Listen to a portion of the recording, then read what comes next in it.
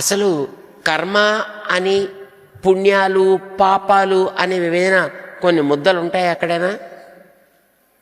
నువ్వు ఎవరికైనా దానం ఇచ్చావు, ఓ ఇంత పుణ్యపు ముద్ద తయారై అక్కడ కూర్చుందా? నో. లేదు ఎవరినో వెళ్ళి 4 సావగొట్టావు, ఇంత పాపము ముద్ద ఏమైనా తయారై వచ్చిందా అక్కడికి? నో. పుణ్యము పాపము అంటే ఏమి? అసలు ఇది మన ఆండాళ్ళ తల్లి చెప్తుంది. పుణ్యము పాపము అంటే ఏంటి?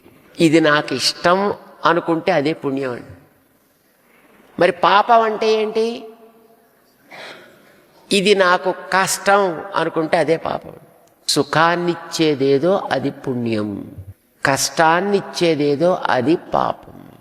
అనుకూలతయా వేదనీయం హి సుఖం, ప్రతికూలతయా వేదనీయం హి దుఃఖం. మనకందరికీ ఇష్టమేమిటి? భగవత్ సన్నిధి, భగవత్ సేవ. అదే పుణ్యం అంటే. మనందరికీ పాపమేంటి? భగవత్ సన్నిధి దూరమగుట, భగవత్ సేవ లభించకపోవుట. అదే మనకి అయిష్టం కనుక అదే మనకి పాపం అంటే. అయితే భగవత్ సన్నిధి మనకి ఇచ్చేదెవరు?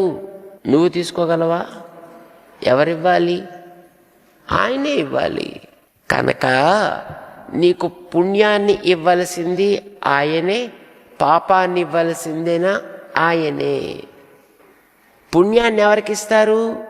ఇష్టమైన వాళ్ళకి పుణ్యాన్ని ఇస్తారు, కష్టమైన వాళ్ళకి పాపాన్ని ఇస్తారు. రైట్?